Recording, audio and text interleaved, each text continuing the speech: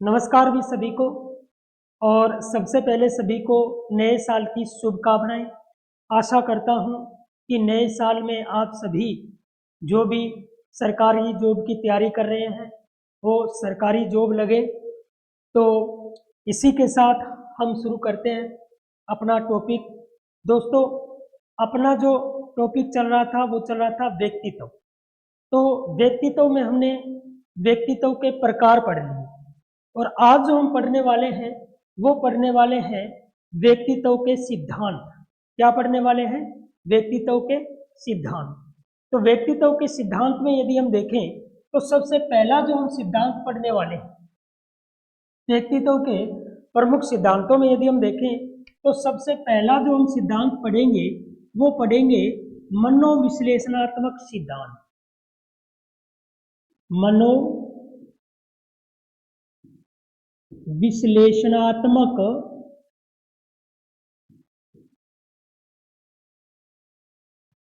मनोविश्लेषणात्मक सिद्धांत। तो कौन सा सिद्धांत पढ़ने वाले हैं? सबसे पहला जो आज अपना व्यक्तित्व का सिद्धांत है उसमें कौन सा सिद्धांत है भी? मनोविश्लेषणात्मक सिद्धांत। देखिएगा, एक तो है मनोविश्लेषणात्मक सिद्धांत और एक है विश्लेषणात्मक सिद्धांत। दोनों में अंतर है। यदि आपसे पूछे मनोविश्लेषणात्मक सिद्धांत तो ये जो सिद्धांत देने वाले विद्वान थे वो थे सिगमंड फ्राइड। कौन थे? सिगमंड फ्राइड थे। लेकिन केवल आपसे ये पूछे कि विश्लेषणात्मक सिद्धांत किसने दिया, कौन सा सिद्धांत? विश्लेषणात्मक सिद्धांत किसने दिया? तो वो थे सिगमंड फ्राइड के शिष्य थे युंग, जिसको जुंग के नाम से भी जानते हैं। तो युंग या जुंग ने जो व्यक्तित्व का सिद्धांत दिया वो कौन सा सिद्धांत था? केवल विश्लेषणात्मक सिद्धांत था। कौन सा था भी? केवल विश्लेषणात्मक सिद्धांत था। लेकिन यदि पूछे सिगमंड फ्राइड का तो वो कौन सा था भी? मनोविश्लेषणात्मक सिद्धांत था। अब ये याद कैसे रहेगा कि इस सिद्धांत की रचना किसने की थी, इस सिद्धांत को किसने दिया था, कौन से विद्वान थे जो इस सिद्धांत को दिया था? तो ये याद कैसे रहेगा? तो इसके लिए भी मैं आपको एक ट्रिक बता देता हूं थोड़ी सी। अब देखो ट्रिक क्या है, इसमें क्या आता है? मन। क्या आता है भी? मन। और सिगमंड, सिगमंड को क्या बोलेंगे? सिगमन। तो सिगमंड में भी क्या आता है? मन आता है। और इसमें भी क्या आता है? मन आता है। तो इसका इस ट्रिक से याद रखना कि इसके जो इस सिद्धांत को देने वाले जो विद्वान थे वो कौन थे भी? सिगमंड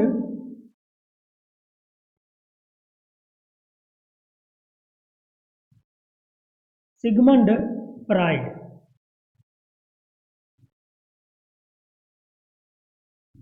कौन थे? Sigmund Freud. तो इस सिद्धांत को देने वाले जो व्यक्ति थे वो कौन थे भी? Sigmund Freud. कैसे याद रहेगा? मन और यहां क्या है? मन। अरे आता ना, मन। तो देखो सिगमंड फ्राइड। तो आपसे प्रश्न पूछे कि मनोविश्लेषणात्मक सिद्धांत किसने दिया, तो मनोविश्लेषणात्मक सिद्धांत देने वाले जो विद्वान थे वो कौन थे भी? सिगमंड फ्राइड थे। लेकिन केवल आपसे पूछे कि विश्लेषणात्मक सिद्धांत किसने दिया, तो विश्लेषणात्मक सिद्धांत देने वाले जो व्यक्ति थे वो सिगमंड फ्राइड के शिष्य थे युंग। कौन थे भी? युंग थे। तो ये आप अच्छी तरह से याद रखना। अब हम यदि देखें कि मनोविश्लेषणात्मक सिद्धांत क्या था, तो नाम से ही पता चलता है मनोविश्लेषणात्मक। मनोविश्लेषणात्मक यानी किसका विश्लेषण करना? मन का विश्लेषण। किसका? मन का विश्लेषण। तो इसमें क्या था? सिगमंड फ्राइड ने क्या किया कि मन की 3 दशाएं बताई है। कितनी दशाएं बताई है भी? मन की 3 दशा बताई है।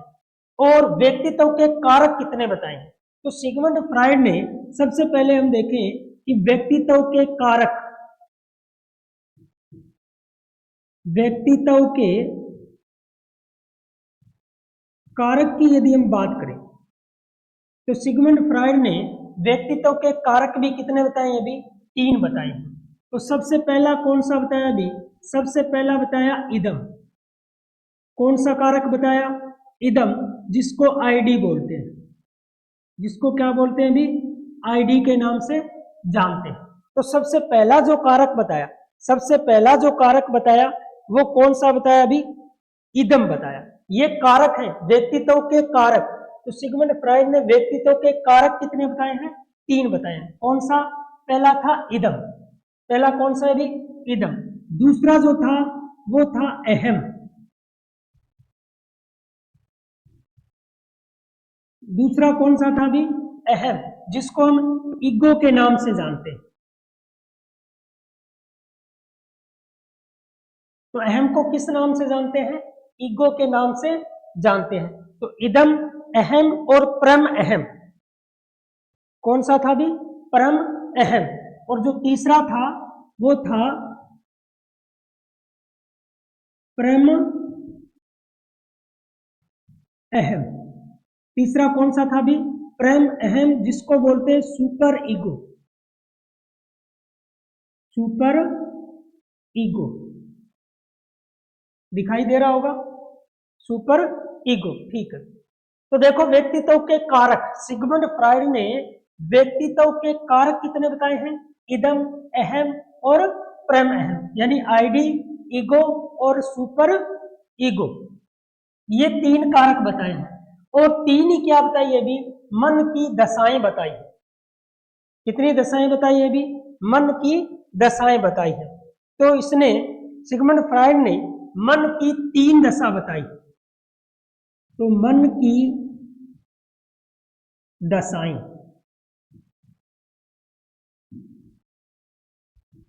मन की दशाएं देखें तो कितनी बताई है अभी, 3 दशा बताई है। अब वो 3 दशा कौन कौन सी है, तो वो दशा होती है अचेतन, अर्धचेतन और चेतन, यानी चेतन, अर्धचेतन और अचेतन। तो ये 3 दशा होती है। कितनी दशा होती है, 3। और 3 ही क्या है भी, व्यक्तित्व के कारक है। तो इस प्रश्न को आप अच्छी तरह से ध्यान रखना। यदि आपसे पूछे कि सिगमंड फ्राइड ने व्यक्तित्व के कारक कितने बताए हैं, तो कौन से भी 3 है, इदम, अहम और परम। ये व्यक्तित्व के कारक है। और चेतन, अचेतन और अर्धचेतन, ये क्या है, ये मन की दशाएं हैं। ये क्या है भी, मन की दशाएं हैं। अब देखो, पहले हम देखते हैं कि इदम क्या होता है। पहले हम समझते हैं इदम क्या होता है। अब इदम की हम बात करें तो इदम जो होता है वो व्यक्ति होता है जो क्या करता है, सुख की प्राप्ति चाहता है, जो केवल क्या चाहता है भी, सुख चाहता है। और वो अपना सुख प्राप्त करने के लिए दूसरों को कोई भी नुकसान पहुंचा सकता है।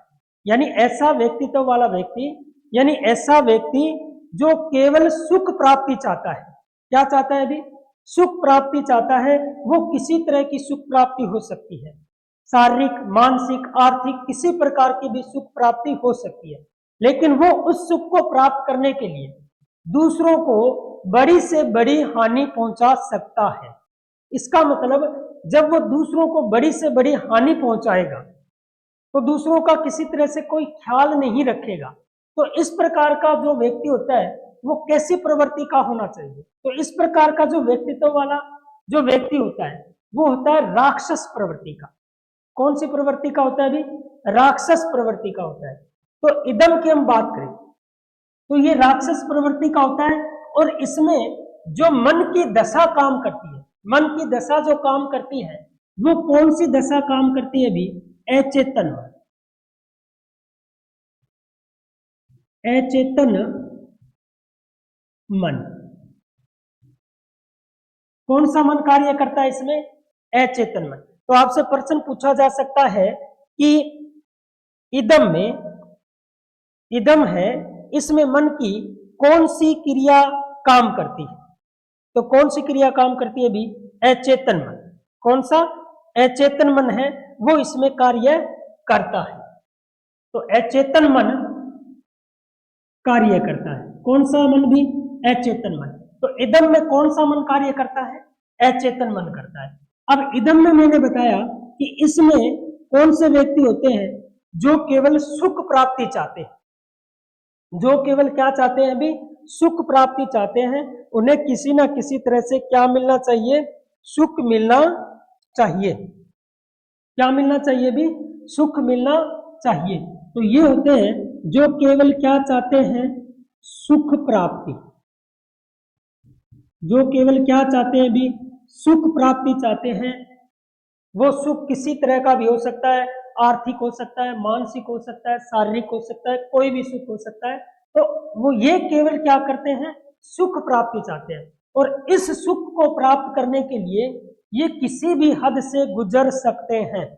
ये किसी भी हद से गुजर सकते हैं। किसी भी व्यक्ति को बड़े से बड़ा नुकसान पहुंचा सकते हैं। ये इस तरह से इस प्रकार के जो व्यक्तित्व वाले जो व्यक्ति होते हैं वो क्या होते हैं भी? राक्षस प्रवृत्ति के होते हैं। कौन सी प्रवृत्ति के होते हैं? राक्षस। तो राक्षस प्रवृत्ति वाले कौन से हो गए भी? इदम वाले। कौन से हो गए? इदम वाले। तो जो इदम वाले हैं वो कौन सी प्रवृत्ति के होते हैं? राक्षस प्रवृत्ति के होते हैं। आपसे प्रश्न पूछा जा सकता है कि राक्षस प्रवृत्ति के जो होते हैं वो कौन से होते हैं? इदम वाले। ये राक्षस प्रवृत्ति के होते हैं, पशु के समान होते हैं, पाशविकता भी बोल सकते हैं इनको, आपराधिक प्रवृत्ति भी बोल सकते हैं। तो ये राक्षस प्रवृत्ति के होते हैं। ये पाशविक प्रवृत्ति के हो सकते हैं। पाशविक यानी पशु के समान, तो ये पाशविकता प्रवृत्ति वाले होते हैं। ये जो होते हैं ये आपराधिक होते हैं। क्या होते हैं? आपराधिक प्रवृत्ति के होते हैं। तो इस प्रकार के व्यक्तित्व वाले राक्षस, पाशविकता या आपराधिक प्रवृत्ति वाले हो सकते हैं। ये सुख की प्राप्ति चाहते हैं। ये केवल क्या चाहते हैं? सुख की प्राप्ति चाहते हैं। इनकी इच्छाएं बहुत होती है। एक इच्छा पूरी होती नहीं, उससे पहले ही और इच्छाएं जागृत हो जाती है। इनमें बहुत सी इच्छाएं जागृत हो जाती है। इसी वजह से इनको कहा जाता है इच्छाओं का भंडार। ये क्या है भी? इच्छाओं का भंडार है। तो इस अवस्था को क्या कहा जाता है? इच्छाओं और कामना को जन्म देने वाली होती है। तो इच्छाओं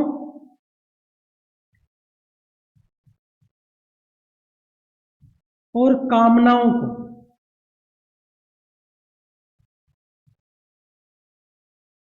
कामनाओं का जन्म होता है इसमें। इसमें भी इदम प्रवृत्ति वाले। तो इदम क्या होता है? इच्छाओं और कामनाओं का जन्म देने वाली होती है। क्या होती है भी? इच्छा और कामनाओं का जन्म, यानी इच्छाओं का भंडार बोलते हैं इसको। इसको क्या बोलते हैं भी? इच्छाओं का भंडार बोलते हैं इसको, इदम को। कौन सा मन इसमें कार्य करता है? तो अचेतन मन इसमें क्या करता है भी? कार्य करता है। कौन सा मन कार्य करता है? अचेतन मन। अचेतन मन को मस्तिष्क में हम देखें तो कितना बताया भी? ये बताया 9/10 भाग। कितना भाग? यानी अपने मस्तिष्क में यानी 9/10 भाग कार्य करता है। इसको 9/10 भाग भी बोलते हैं। तो 9/10 को यदि हम परसेंट में देखें तो कितना भी? 90%। तो 90% कौन सा मन काम करता है? अचेतन मन काम करता है। कौन सा मन काम करता है? अचेतन मन काम करता है।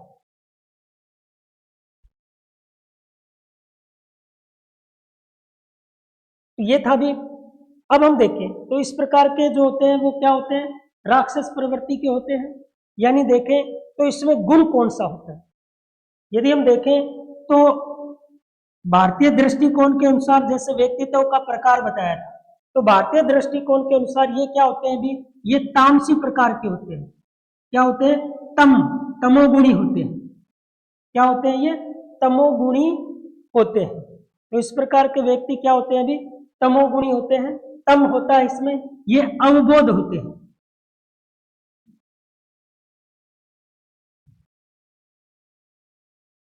अवबोधता होती है इसमें। क्या होती है भी? अवबोधता होती है। या हम कहें कि अबोधात्मक होते हैं, तो इनमें अवबोधता होती है।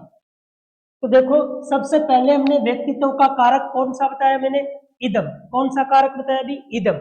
अब मैंने आपको बताया कि इदम कौन से होते हैं? इदम होते हैं जो केवल सुख प्राप्ति चाहते हैं। क्या चाहते हैं भी? जो केवल सुख प्राप्ति चाहते हैं और उस सुख की प्राप्ति के लिए वे किसी को भी किसी भी तरह का नुकसान पहुंचा सकते हैं। किसी तरह का भी नुकसान पहुंचा सकते हैं। इसमें कौन से मन की कौन सी दशा कार्य करती है जी? तो अचेतन मन कार्य करता है। इसमें कौन सा मन कार्य करता है? अचेतन मन कार्य करता है। इस प्रकार के जो व्यक्ति होते हैं वो राक्षस, पाशविकता या आपराधिक प्रवृत्ति के होते हैं। ये क्या होता है भी, इच्छाओं या कामनाओं का भंडार होता है, इच्छा या कामनाओं को जन्म देती है ये। इसमें देखें तो ये तमोगुणी होते हैं, यानी तामसी होते हैं, ये अवबोधता होते हैं। अवबोधता देखें तो अवबोधता किसमें होती है, बच्चों में। किसमें होती है, बच्चों में। तो जो बच्चे होते हैं, जो बच्चे होते हैं छोटी उम्र के,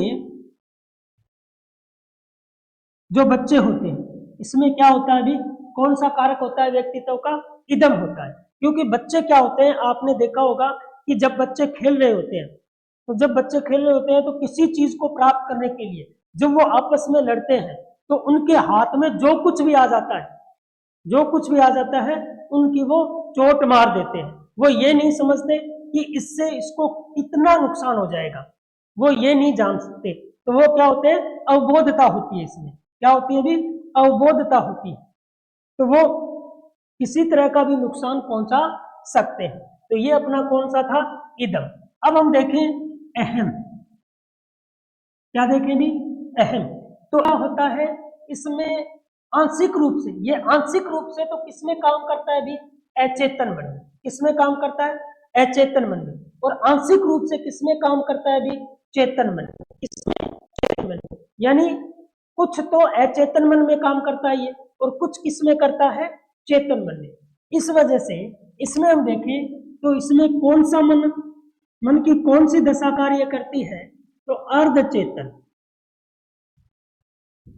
कौन सी दशा काम करती है भी, अर्धचेतन। तो आपसे प्रश्न पूछा जा सकता है कि अहम कारक में, अहम कारक में मन की कौन सी दशा जो होती है वो कार्य करती है, तो कौन सी दशा कार्य करती है भी, अर्धचेतन। मन की कौन सी दशा कार्य करती है, अर्धचेतन है, वो इसमें कार्य करती है।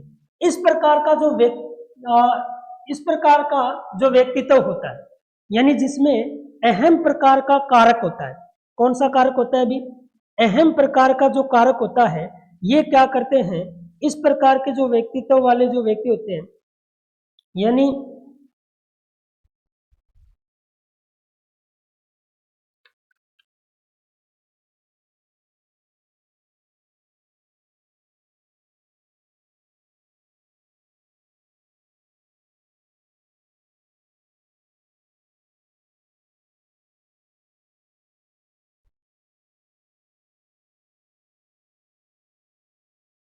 ये क्या करते हैं,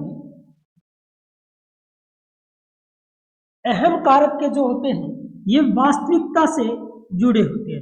ये किससे जुड़े होते हैं, वास्तविकता से। तो जैसे देखें ये इच्छा से होते हैं और ये किससे होते हैं जी, वास्तविकता से। अब ये क्या करते हैं, ये जब सुख प्राप्ति की बात करते हैं तो ये यानी वास्तविकता पे, इस पे काम करते हैं भी, वास्तविकता पे कार्य करते हैं, वास्तविकता पे कार्य करते हैं। कैसे कि जैसे ये कोई चीज प्राप्त करना चाहते हैं, जैसे भी ये कोई चीज प्राप्त करना चाहते हैं तो उसको प्राप्त करने के लिए जब उनका अर्धचेतन मन कार्य करता है तो वो कौन सा तरीका अपना रहे हैं, यानी उस कार्य को, उस चीज को या उस सुख को प्राप्त करने के लिए वो कौन सा तरीका अपना रहे हैं। क्या वो गलत तरीका अपना रहे हैं, क्या वो अच्छा तरीका अपना रहे हैं, इस बात की ये इस बात की क्या करते हैं, ये गौर करते हैं, ये देखते हैं। जैसे मान लो इस प्रकार के व्यक्तित्व वाले यानी अहम वाले क्या करते हैं, जैसे चोरी करते हैं, इनके दिमाग में ये आया कि हमें चोरी करनी है, लेकिन जब ये चोरी करने का सोचते हैं तो इनके दिमाग में ये भी आएगा कि देखो जब हम चोरी करेंगे तो ये क्या है, ये अच्छी बात नहीं है, चोरी करना अच्छी बात नहीं है। यदि हम चोरी करेंगे तो हमें इसकी सजा भी मिलेगी, इसका दंड भी मिलेगा। तो ये यानी इसका अच्छा और बुरा जो फल होता है, अच्छा और बुरा जो परिणाम होता है वो भी सोचते हैं। जब भी ये कोई कार्य करते हैं तो उस कार्य का अच्छा और बुरा परिणाम देखते हैं, लेकिन ये नहीं देखते, इदम वाले नहीं देखते, इदम वाले ये नहीं देखते कि इससे क्या अच्छा परिणाम होने वाला है और क्या बुरा परिणाम होने वाला है। लेकिन जो अहम वाले होते हैं वो अच्छा और बुरा ये परिणाम जरूर देखते हैं, तो वो किससे संबंधित होते हैं भी? ये वास्तविकता से होते हैं। और इस प्रकार के जो होते हैं वो होते हैं मानवीय गुण वाले। ये राक्षस प्रवृत्ति के होते हैं और ये क्या होते हैं भी? ये होते हैं मानवीय प्रवृत्ति के। इनकी प्रवृत्ति कैसी होती है भी? मानवीय प्रवृत्ति के होते हैं। तो ये कैसे होते हैं भी? ये मानवीय प्रवृत्ति के होते हैं और ये वास्तविकता से क्या रखते हैं? ताल्लुक रखते हैं। उसके बाद हम देखें कि यदि हम देखें गुण की, तो इसमें कौन सा गुण होता है भी? रजोगुण होता है, यानी रज होता है। कौन सा होता है? रज होता है। तो ये तम होते हैं और ये क्या होते हैं भी? रज होते हैं। और ये क्या होते हैं? इनको हर बात का ज्ञान होता है, यानी ये बोधात्मक होते हैं, ठीक है ना। इनको ज्ञान होता है, हर चीज का क्या होता है भी? ज्ञान होता है भी। इससे क्या अच्छे परिणाम होंगे और क्या बुरे परिणाम हो सकते हैं, ये इनको ज्ञान होता है। इसीलिए इनको बोलते हैं बोधात्मकता। क्या बोलते हैं भी? बोधात्मकता। देखो, इसको अवबोधता भी बोलते हैं या अबोधात्मकता भी बोल सकते हैं, यानी इनको ज्ञान नहीं होता, इनको किसी तरह का ज्ञान नहीं होता, लेकिन इनको क्या होता है भी? अच्छा भला बुरा हर चीज का क्या होता है? ज्ञान होता है। इसीलिए ये परिणाम को देखकर कार्य करते हैं, परिणाम को देखकर कार्य करते हैं। इस तरह का हम देखें तो अहम जो होता है वो सर्वाधिक हम देखें तो युवावस्था में होता है। कब होता है? युवावस्था में। तो ये युवाओं में होता है। किसमें होता है भी? युवाओं में। कौन सा? अहम। अहम जो होता है वो सर्वाधिक किसमें होता है भी? युवाओं में होता है। सर्वाधिक किसमें होता है? युवाओं में होता है। ये चीज याद रखना भी। तो ये बच्चे में होता है और ये किसमें होता है? युवाओं में होता है। तो ये आपको अच्छी तरह से समझ में आया होगा। अब हम देखें परम अहम। यदि हम परम अहम की बात करें, यानी सुपर ईगो की बात करें, परम अहम की बात करें, तो इसमें कौन सा मन की कौन सी दशा कार्य करती है भी? चेतन। मन की कौन सी दशा कार्य करती है? चेतन। यानी इसमें चेतन मन कार्य करता है। कौन सा मन कार्य करता है भी? चेतन मन कार्य करता है। और ये क्या होते हैं भी? ये आदर्शवादी होते हैं। क्या होते हैं? आदर्शवादी होते हैं, आदर्शों पर ज्यादा कार्य करते हैं। तो ये जो होते हैं ये आदर्श होते हैं और पूर्णता क्या होते हैं? नैतिक होते हैं। तो ये क्या होते हैं भी? नैतिक होते हैं। ये किस प्रकार के होते हैं भी? नैतिक होते हैं। इदम के हम देखें तो ये अनैतिक होते हैं, असामाजिक होते हैं, ठीक है ना। असामाजिक होते हैं, इनमें किसी तरह का यानी नैतिक और सामाजिकता का गुण नहीं होता। इसमें इदम में। परम अहम की हम बात करें तो ये क्या बताया मैंने? ये क्या होते हैं भी? नैतिक होते हैं। पूर्णता किसका पक्ष करते हैं? ये नैतिकता का पक्ष रखते हैं भी। और इस प्रकार के जो व्यक्तित्व वाले होते हैं उनकी प्रवृत्ति कैसी होती है? तो ये देव तत्व होते हैं, देवीय होते हैं। कौन से होते हैं भी? देव तत्व होते हैं। इस प्रकार के जो होते हैं वो क्या होते हैं भी? देव तत्व होते हैं। ये चीज याद रखना। ये आदर्शों पर क्या होते हैं भी? आदर्शात्मकता होती है। ये आदर्शों पर काम करते हैं।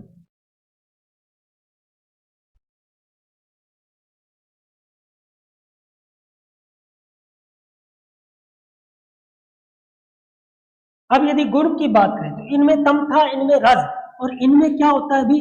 सतोगुणी होते हैं। कौन सा गुण होता है? सत्य होता है, यानी ये आदर्श। इस प्रकार के गुण हम देखें तो कौन सी अवस्था में आते हैं? वृद्धावस्था में। कौन सी अवस्था में आते हैं भी? वृद्धावस्था में। तो इस प्रकार के जो गुण आते हैं वो कौन सी अवस्था में आते हैं? वृद्धावस्था में आते हैं। अब देखेंगे एक बार इसको हम दोबारा थोड़ा सा रिपीट कर लेते हैं, उसके बाद हम इसका आगे का पढ़ते हैं। देखिए, व्यक्तित्व के यदि प्रमुख सिद्धांत में देखें तो हमने कौन सा पढ़ा है भी? मनोविश्लेषणात्मक सिद्धांत पढ़ा है। किसके द्वारा दिया गया? सिगमंड फ्राइड के द्वारा। कैसे याद रखोगे? मन और मन, मन और मन, यानी मन ही याद रखना है। तो सिगमंड फ्राइड के द्वारा। सिगमंड फ्राइड ने व्यक्तित्व के कितने कारक बताए? 3 कारक। कितने बताए? 3। कौन कौन से? इदम, अहम, परम अहम। इसको बोलते हैं आईडी, ईगो और सुपर ईगो बोलते हैं। इस प्रकार के व्यक्तित्व वाले जो व्यक्ति होते हैं, इस प्रकार के जो व्यक्ति होते हैं, उनमें मन की कौन सी दशा काम करती है? तो मन की कितनी दशा बताई अभी? सिगमंड फ्रायड ने मन की कितनी दशा बताई? 3। कौन सी? अचेतन, अर्धचेतन और चेतन। तो इदम में कौन सा मन कार्य करता है? अचेतन मन कार्य करता है। अहम में कौन करता है? अर्धचेतन। और परम अहम में कौन करता है? भी चेतन मन कार्य करता है। ये याद रखना। इस प्रकार के जो व्यक्ति होते हैं वो सुख प्राप्ति, उन्हें केवल क्या चाहिए? भी सुख की प्राप्ति चाहिए। ये सुख को प्राप्त करने के लिए किसी भी हद से गुजर सकते हैं, किसी को कितना भी बड़ा नुकसान पहुंचा सकते हैं। इस वजह से इनको कहते हैं राक्षस पाशविकता या आपराधिक प्रवृत्ति वाले कहते हैं। ये सुख की प्राप्ति चाहते हैं, इसका मतलब ये क्या होते हैं? अनैतिक होते हैं, असामाजिक होते हैं। इनमें इच्छाएं बहुत होती है, कामनाओं बहुत होती है। तो इच्छाओं और कामनाओं का जन्म देने वाली ये प्रवृत्ति है। इस वजह से इन्हें कहते हैं इच्छाओं का भंडार कहा जाता है। गुण की बात करें तो कौन सा गुण होता है? भी तम, तमोगुणी होते हैं, अवबोधता होती है। ये अज्ञान होते हैं एक तरह से, इनको अवबोधता होती है, यानी इन्हें जो भी कार्य करना है, जो भी कार्य कर रहे होते हैं, उस कार्य का परिणाम का पता नहीं होता। परिणाम का पता नहीं होता भी इससे अच्छे परिणाम होंगे या बुरे परिणाम होंगे। जैसे जो बच्चे होते हैं, बच्चे जब झगड़ा करते हैं तो उनके हाथ में जो कुछ भी आता है उससे वो क्या करते हैं? वार कर देते हैं, उससे चोट पहुंचा सकते हैं। तो उन्हें पता नहीं होता भी इससे कितनी बड़ी चोट आ सकती है। उसके बाद हम देखें तो अहम, अहम हम देखें तो इसमें कौन सा मन कार्य करता है? अर्धचेतन मन कार्य करता है। ये वास्तविकता पर होता है। वास्तविकता का मतलब ये हुआ कि ये जो भी कार्य करते हैं उसके अच्छे और बुरे परिणामों को देखते हैं भी हम ये कार्य कर रहे हैं तो इससे कैसा परिणाम मिलेगा, अच्छा मिलेगा या बुरा मिलेगा। तो इस तरह से ये मानवीय प्रवृत्ति के होते हैं। कौन सी प्रवृत्ति के होते हैं? मानवीय प्रवृत्ति के। गुण देखें तो गुण कौन सा होता है? भी रज गुण होता है, रजोगुण होता है। ये बोधात्मकता होते हैं, यानी इनको ज्ञान होता है, जो भी कार्य करते हैं उनके परिणामों का अच्छा बुरा ज्ञान होता है। ऐसा किसमें होता है? भी ऐसा अधिकतर किसमें होता है? सर्वाधिक युवाओं में होता है। किसमें होता है? युवाओं में। परम अहम की बात करें, जिसको हम सुपर ईगो बोलते हैं, इसमें मन की कौन सी दशा कार्य करती है? चेतन। कौन सी दशा कार्य करती है? भी चेतन। चेतन मन है ये मस्तिष्क का 1/10 भाग बताया। कितना बताया? मस्तिष्क का 1/10 भाग, यानी 10%। आपसे प्रश्न पूछा जा सकता है कि मस्तिष्क का कितना भाग है वो चेतन मन है, तो वो कितना है? भी 10% है। ये नैतिक होते हैं। ये क्या होते हैं? भी नैतिक होते हैं, देवत्व होते हैं। कैसे होते हैं? ये देवत्व होते हैं। और इसमें गुण की हम बात करें तो कौन सा गुण होता है? भी स्तो गुण होता है। कौन सा गुण होता है? स्तो गुण होता है।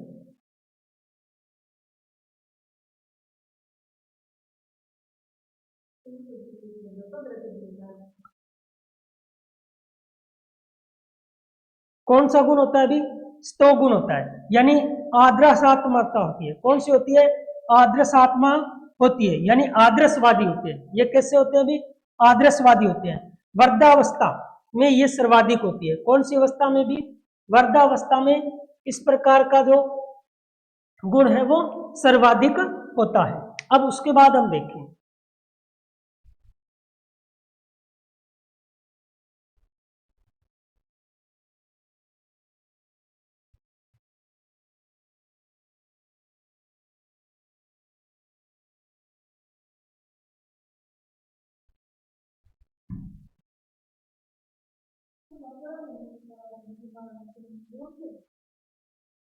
अब हम देखें तो इदम में क्या होता है? भी इदम में जो शारीरिक इच्छा होती है, शारीरिक इच्छा क्या होती है?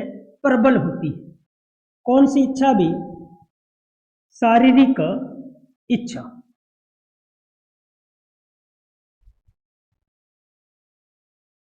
तो इदम में हम देखें तो इदम में क्या होती है? शारीरिक इच्छा। शारीरिक इच्छा क्या होती है? भी प्रबल होती है। शारीरिक इच्छा क्या होती है, प्रबल होती है। और जो मानसिक इच्छा होती है,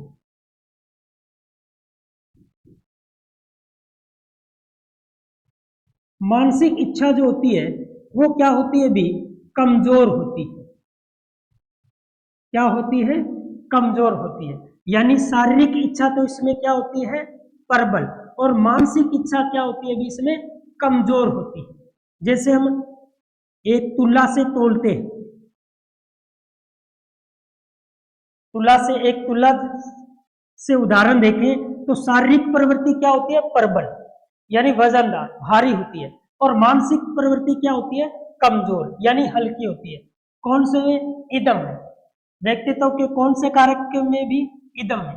तो व्यक्तित्व का जो इदम कारक होता है उसमें शारीरिक इच्छा क्या होती है, प्रबल, और मानसिक क्या होती है, कमजोर। अहम में हम बात करें तो शारीरिक और मानसिक दोनों क्या होती है भी, बराबर होती है। दोनों इच्छाएं क्या होती है, बराबर होता है, इनमें संतुलन बना रहता है। तो शारीरिक और मानसिक दोनों में संतुलन कौन से कारक में बना रहता है भी, अहम में।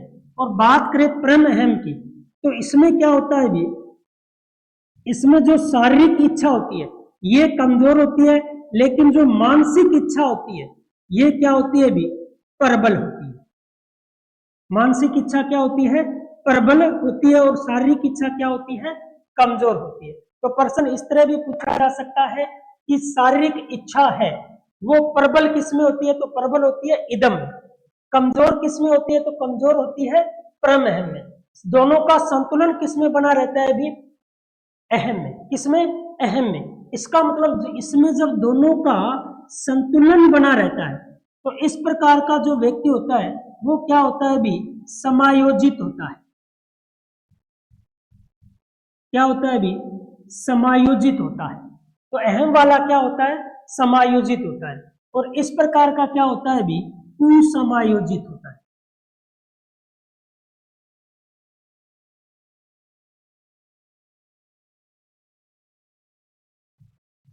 कुसमायोजित होता है। क्या होता है, कुसमायोजित होता है। और ये भी क्या होता है भी,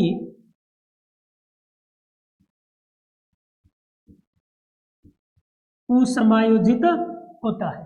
देखो, जब आईडी आईडी सुपर ईगो पर क्या हो जाए, हावी हो जाए, आईडी सुपर ईगो पर हावी हो जाए या सुपर ईगो आईडी पर हावी हो जाए, ये दोनों एक दूसरे पे हावी हो जाए, इदम और परमहम, जब दोनों एक दूसरे पे क्या हो जाए भी, हावी हो जाए, ऐसी अवस्था में व्यक्ति क्या होता है, कुसमायोजित होता है। क्या होता है, कुसमायोजित होता है। आपसे प्रश्न पूछा जा सकता है, अच्छी तरह से ये याद रखना भी।